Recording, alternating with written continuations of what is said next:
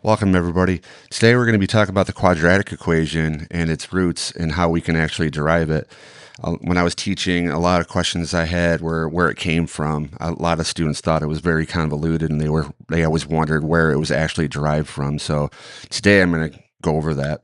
So we have a quadratic equation right here, a quadratic trinomial, and what we're going to do is we're going to implement the technique of completing the square to actually solve this. So we're not going to use the quadratic equation would be kind of circular reasoning at this point. So we're going to use the completing the square, and then we're going to apply that eventually to a general quadratic equation. So if you remember the process here for completing the square, or if you're here to discover that, what you'd want to do is you want to make sure that this first coefficient on the x squared term is always 1. In this case, it's 3, so we have to make that 1. So what we'd have to do is we'd have to divide everything by 3, every single term, including the 0. Make sure you do that, although we'll still get 0.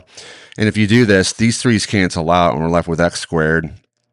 24x divided by 3 is just 8x, and then 30 divided by 3 is 10. And then 0 divided by 3 is still 0, so it's kind of nice. Okay, you need to do that first to complete the square. So what we're going to do now is we're going to isolate the quadratic term and the linear term, and we're going to bring this constant over to the right-hand side. So what we're going to do is we're going to subtract 10 from both sides. And if we do that, we're going to get x squared plus 8x. I'm going to leave a little room, and you're going to see why in a second. And then 0 minus 10 is just negative 10. Okay. So we've isolated the quadratic term and the linear term. So what you want to do now is to complete the square, what we're going to do is our goal is to make this side, this left-hand side, a perfect square trinomial. And so the way we're going to do it is we're going to take the linear term here, and we're going to take the coefficient, which is 8, and we're going to divide it by 2. Okay, I'll just bring it over here in the margin. And if we do that, we get 4. Now, to complete the square, we're going to square that number, and then we're going to add it to both sides. Again, it's an equation, so we have to add anything we add to this, we got to add to both sides to keep it equal. So 4 squared is just 16, positive 16. So I'm going to add it here, and then I have to add it to the right-hand side over here as well. Okay, but what happened was on the left-hand side, if you look at this, like if you were to do traditional factoring on this, you would get x plus 4 times x plus 4. Or in other words, x plus 4 squared. And that's what we accomplished by doing this. The left-hand side is a perfect square trinomial, and it can be factored as such. I did 2 steps here just to show you. So it's x plus 4 squared. Over here, we got equals. We can just do the math here. Negative 10 plus 16 is just 6, okay?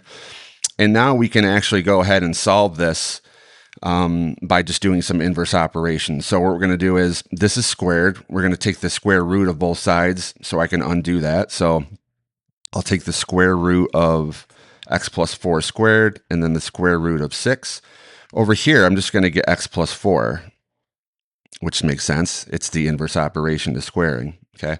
Over here, you just have to be careful. When we take the square root of 6, we're going to get the positive and negative roots of square root of 6. So we have positive or negative square roots of 6 here, and that's equal to x plus 4. Okay. We're almost done, actually. All we have to do is, if we just subtract 4 from both sides, I'm going to put it like this. We're going to get x over here. I'm going to put the negative 4 first, so it's going to look like this. Negative 4 plus or minus the square root of 6, okay? And we're done. We actually found the solutions to this quadratic. If we were to actually, this is 2 solutions kind of wrapped up in one, but one of the solutions is going to be negative 4 plus the square root of 6, and the other will be negative 4 minus the square root of 6. And those are the 2 solutions. So you're thinking, well, how does that show us what the quadratic equation is? Well, what we can do is we can use this in a very general sense. So what we're going to do is we're just going to repeat this process. We're going to repeat it for just a general quadratic. Okay. So the standard form of a quadratic equation is ax squared plus bx plus c, and then we'll set that equal to 0, okay?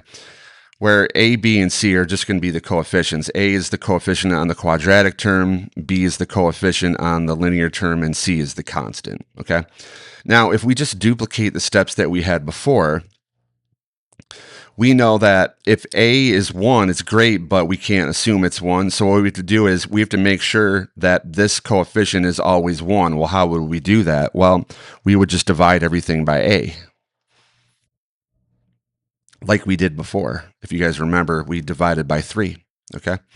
So what if I do this? These a's cancel out, and I'm left with a squared plus b over a times x plus c over a, and then 0 over a just equals, excuse me, just equals 0.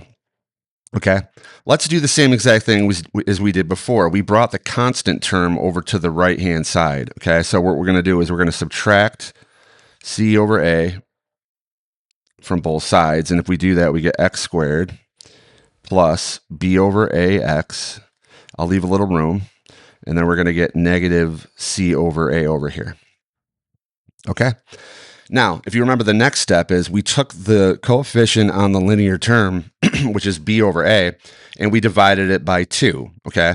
Well, if we take b over a and we divide it by 2, okay, we end up getting just b over 2a, okay? So we're not done. What we have to do now is, now that we divided it by 2 and we get this, we have to actually square this. If you remember before, we had, I believe we had 4 and we squared it and we got 16. We have to do the same here. Okay. So if we square this, I'm going to add that to both sides. So if we square it, we're going to get b squared over 2a squared. So 2 squared is 4 and a squared is just a squared. So it's going to be b squared over 4a squared, okay? But remember, you got to add that to both sides. Okay, so this is what we have over here. Now, what happens is, just like before, we have a perfect square trinomial on this side, okay? If you guys were to actually just go ahead and factor this, you would get x plus b over 2a times x plus b over 2a, okay? Or in other words, x plus b over 2a squared, okay? Now let's focus on the right-hand side, all right? We have two fractions here, basically. They do not have the same denominator. This is 4a squared and this is a. So what I'm going to do is I'm going to multiply the top of this by 4a, okay? And if we do that, we're going to get negative 4ac, because we just multiplied it by 4a. The bottom, if I multiply this by 4a as well, so basically I'm just, I'll come up here without messing it up too much, but that looks pretty good. So I multiplied the top by 4a and the bottom by 4a, okay? Essentially, I'm multiplying it by 1. So the bottom, a times 4a, is 4a squared, okay? Now you're like, well, why did you do that? Well, now we have common denominators over here, okay? Now, what I'm going to do is I'm just going to switch these around, okay? We can do that. I'm going to bring this, so I'll box these like this. I'm going to bring this out front. So this is going to be negative b squared over 4a squared minus 4ac over 4a squared, okay? Mind you, we still have this over here. We'll get to that in a second.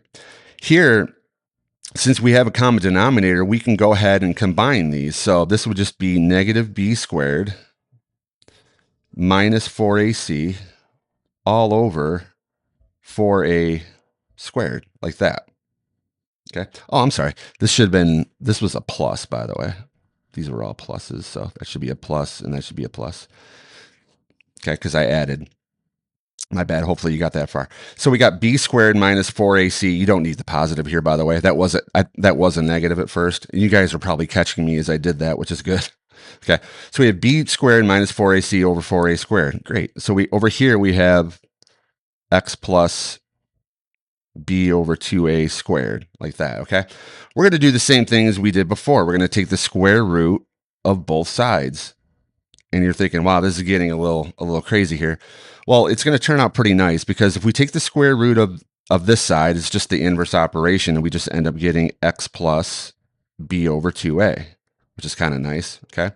Over here, what we can do is that we can take the square root of the top and the bottom separately. Okay. We're taking the square root of a fraction, so we can break it up. So what I'm going to do is the top is, it's definitely not a perfect square, but you can see on the bottom it is. So what I'm going to do is I'm going to say that the top is just going to be the square root of b squared minus 4ac. But the bottom, the square root of 4a squared, well, the square root of 4 is 2, and the square root of a squared is a. So this will just be over 2a. Notice there's no radical because I evaluated it. Okay, we're looking pretty good.